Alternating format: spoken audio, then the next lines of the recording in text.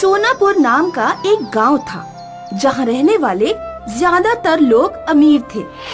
गांव में माइकल नाम का एक आदमी रहता था। माइकल पढ़ा लिखा था और दिमाग का तेज था, लेकिन बहुत आलसी था।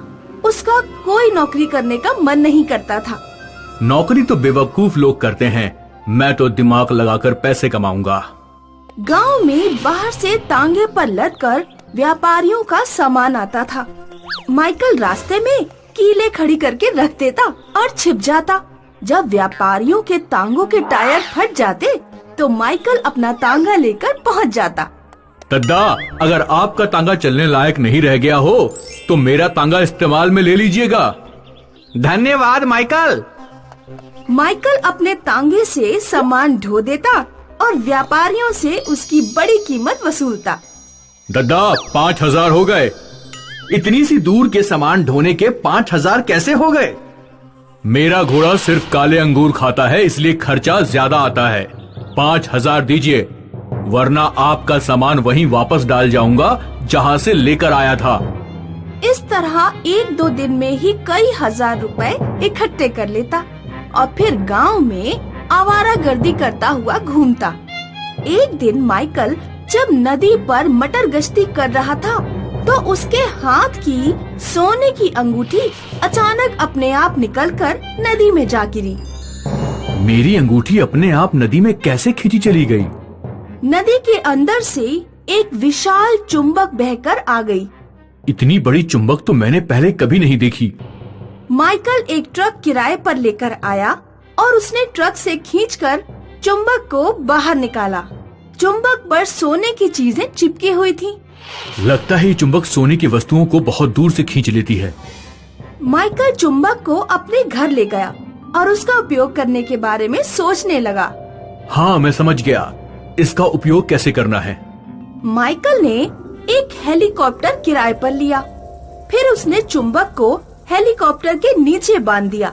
वो हेलीकॉप्टर उड़ता हुआ लोगों के घरों के ऊपर से गुजरा। गांव वालों ने जो भी सोने के आभूषण पहने थे और उनके घर में जो भी सोने का सामान रखा था, वो सब अपने आप खिंचता हुआ खिड़की दरवाजों से निकलकर चुंबक में जा चिपका। इस तरह माइकल ने ढेर सारा सोना इकट्ठा करके सोने से अपना घर भर लिया। गांव के लोग माइकल के घर पहुँचे। माइकल, तुमने हमारा सोना चुराया है, हमारा सोना वापस करो। किसने कहा कि मैंने तुम्हारा सोना चुराया है? क्या मैं तुम्हारे घर में घुसा? नहीं, तुम हमारे घर में नहीं घुसे। तो फिर तुम्हारा सोना मेरे पास खिंचकर खुद आया है, क्योंकि वो तुम्हारे पास रहना नहीं चाहता था। मैंने चोरी नहीं की, इसलिए सोना वापस मिलने की बात भूल जाओ। अगर तुम चाहो तो मुझसे सोना खरीद सकते हो। गांव के लोगों को समझ नहीं आ रहा था कि क्या करें। तर्क के हिसाब से माइकल की बात सही थी, उसने चोरी नहीं की थी। सोना खुद ही खींचकर उसके चुंबक के पास चला गया था। गांव के लोग वीर बुद्धि नाम के एक व्यापारी के पास अपनी समस्या लेकर गए। वीर बुद्धि गांव में अपनी बुद्धिमानी के लिए जाना जाता था। अच्छा, तो वो तुम्हारा सोना खींच रहा है और कह रहा है कि उसने चोरी नहीं की। हम उसी के तर्क से उसे हराएंगे। वीर बुद्धि ने सोने की खान से सोना निकालने वाले अपने एक दोस्त से 100 क्विंटल सोने का पत्थर बनाने को कहा। इतने बड़े सोने के पत्थर को तुम खरीद कैसे पाओगे? मुझे खरीदना नहीं है, सिर्फ एक दिन के लिए किराए पर चाहिए। वीर बुद्धि ने 100 क्विंटल का सोने का पत्थर गांव के एक बड़े से घर में रख दिया। उस शाम जब माइकल हेलीकॉप्टर से चुंबक उड़ाता हुआ मकान के ऊपर से गुजरा तो 100 क्विंटल के शक्तिशाली सोने के पत्थर ने चुंबक को अपनी ओर खींच लिया। ये क्या? रस्सी कैसे टूट गई? मेरी चुंबक किसने ले ली? माइकल मकान में पहुंचा। मकान में वीर बुद्धि और बाकी व्यापारी पहले ही मौजूद थे। मेरी चुंबक वापस करो, तुमने मेरी चुंबक चुराई है। हमने तुम्हारी चुंबक नहीं चुराई, वो खिंचकर स्वयं ही हमारे पास आई है, क्योंकि वो तुम्हारे पास रहना नहीं चाहती थी। अब अगर अपनी चुंबक वापस चाहते हो तो सारे व्यापारियों का सोना वापस करो। माइकल के पास अब कोई रास्ता नहीं बचा था। उसे चुंबक के बदले व्यापारियों का सोना लौटाना पड़ा। इस चुंबक का उपयोग तुम नदी और समुद्र में करो, क्योंकि वहाँ पर कई चीजें बहकर आ जाती हैं। इस तरह तुम पैसे कमा सकते हो।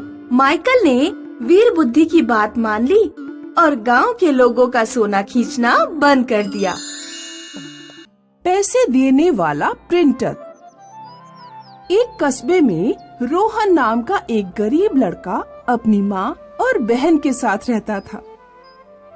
आज तो कितनी देर तक कंप्यूटर में घुसा रहेगा? मम्मी, इससे कहो कि कंप्यूटर मुझे चलाने दे। पूरा दिन हो गया है, ये कंप्यूटर का पीछा ही नहीं छोड़ता। मम्मी, मैं अपने स्कूल का असाइनमेंट टाइप कर रहा हूँ। कल मुझे स्कूल में सबमिट करना है। रात के 10 बज गए हैं, प्रिंट कहाँ से निकलवाएगा? अरे नहीं, क्या 10 बज गए? मुझे ध्यान ही नहीं रहा। रोहन तुरंत अपना असाइनमेंट पेन ड्राइव में लेकर मार्केट की तरफ भागा, लेकिन सारी दुकानें बंद हो चुकी थीं। अगले दिन सुबह भी रोशन ने प्रिंट निकलवाने के लिए दुकान ढूंढी, लेकिन सुबह सुबह कोई दुकान खुली नहीं थी। आखिरकार रोहन बिना असाइनमेंट के ही स्कूल पहुंच गया। तुम्हारा असाइनमेंट कहाँ है रोहन? मैम, मैंने असाइनमेंट पूरा कर लिया था, लेकिन प्रिंट नहीं निकलवा पाया। मैडम, ये झूठ बोल रहा है। पिछली बार भी इसने असाइनमेंट सबमिट नहीं किया था। चुप रहो गौरव, तुमसे किसी ने नहीं कहा बीच में बोलने को। रोहन, अगर तुम असाइनमेंट नहीं लाए हो तो तुम्हें सोशल साइंस में 0 मार्क्स मिलेंगे। रोहन जब घर लौट रहा था तो उसके क्लास का एक लड़का गौरव उसकी मजाक बनाने लगा।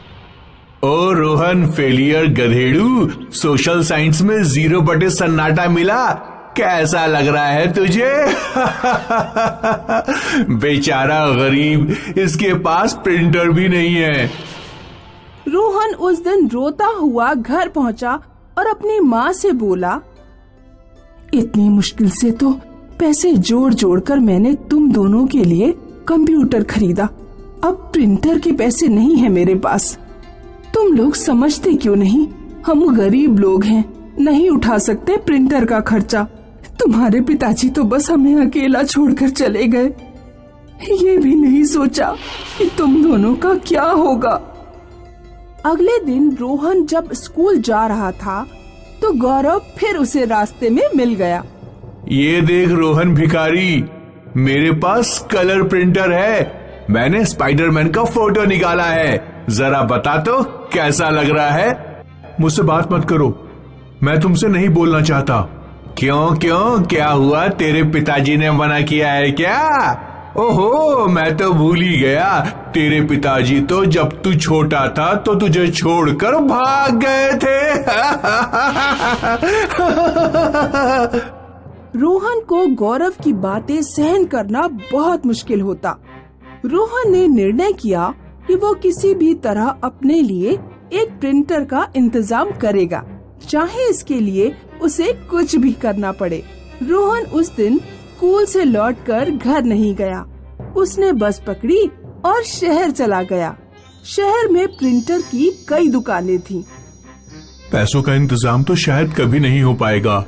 इस दुकान पर इतने सारे प्रिंटर रखे हैं, किसी तरह अगर मैं एक प्रिंटर चुरा लूं तो काम बन जाएगा। फिर मैं भी स्पाइडरमैन का प्रिंट निकालकर उस गौरव को दिखाऊंगा और वो मेरा कभी मजाक नहीं उड़ा पाएगा। रोहन प्रिंटर देखने के बहाने दुकान में घुसा। जब उसने देखा कि दुकानदार की नजर उस पर नहीं है, तो उसने एक प्रिंटर उठाया और चुपचाप अपने बैग में डाल लिया। रोहन को नहीं पता था कि दुकान में सीसीटीवी कैमरे लगे हुए हैं। अंदर सिक्योरिटी रूम में गार्ड ने रोहन को बैग में प्रिंटर डालते हुए देख लिया था। उसने जाकर सारी बात दुकानदार को बताई और रोहन रंगे हाथों पकड़ा गया। दुकानदार ने रोहन के कई थप्पड़ लगाए। मैं अभी पुलिस बुलाकर तुझे जेल भेजता हूँ। नहीं नहीं अंकल जी, मुझे जेल मत भेजिए, मैं माफी चाहता हूँ, मुझे छोड़ दीजिए। रोहन अपना हाथ छुड़ाकर दुकान से भाग गया। वो काफी देर तक लगातार दौड़ता रहा। उसे लग रहा था कि कहीं दुकानदार उसके पीछे ना आ जाए। दौड़ते दौड़ते उसके पैर में ठोकर लगी और वो गिर पड़ा। एक बूढ़े आदमी ने उसे उठाया। क्या हुआ नौजवान, तुम क्यों रो रहे हो? तुम्हें क्या मतलब मेरे रोने से? तुम क्या कर लोगे? शायद मैं कुछ ना कर पाऊं, फिर भी अगर तुम मुझे अपनी तकलीफ बताओगे तो थोड़ा हल्का महसूस करोगे। रोहन ने सारी बात बूढ़े आदमी को बता दी। अच्छा, तो ये बात है, तुम्हें एक प्रिंटर चाहिए, चलो मेरे साथ।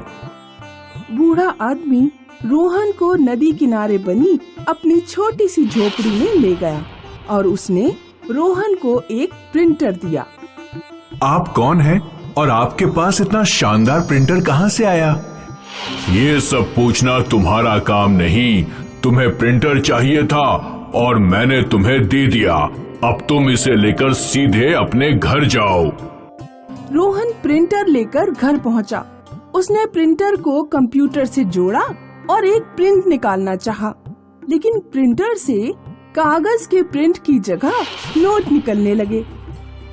रोहन, इस प्रिंटर से तो पैसे निकल रहे हैं। शायद कोई गड़बड़ हो गई होगी, दोबारा कमांड देता हूँ। रोहन ने दोबारा प्रिंट की कमांड की थी, तो फिर प्रिंटर से पैसे कैसे निकले? लगता है ये प्रिंटर पैसे देता है। रोहन ने प्रिंटर से कुछ 1000 रुपए निकाले और अगले दिन उसी प्रिंटर की दुकान पर पहुंचा जिस पर वो चोरी करते हुए पकड़ा गया था। कल मैंने जो भी किया मैं उसके लिए माफी चाहता हूँ। आज मैं प्रिंटर चुराने नहीं बल्कि खरीदने आया हूँ। ये लीजिए पैसे और मुझे सबसे लेटेस्ट प्रिंटर दे दीजिए। रोहन प्रिंटर लेकर घर पहुंचा और अगले दिन उसने गौरव को स्पाइडरमैन का प्रिंट दिखाया।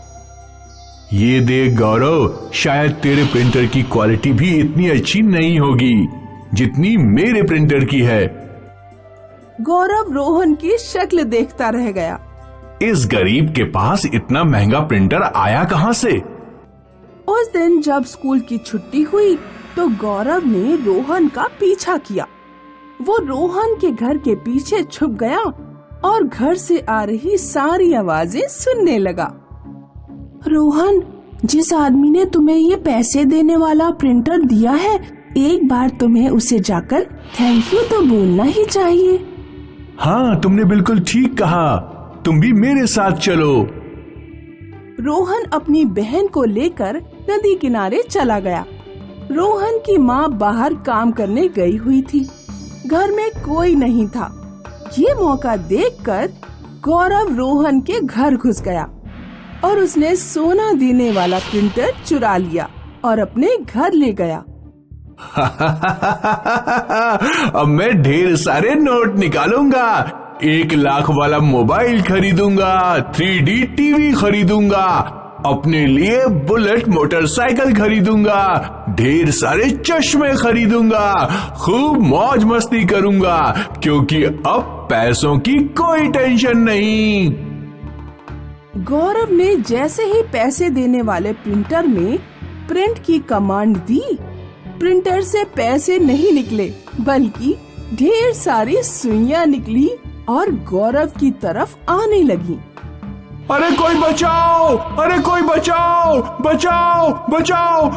सारी सुइयां गौरव के पिछवाड़े में घुस गईं। हाँ, मम्मी, मर गया मैं! बचाओ! बचाओ!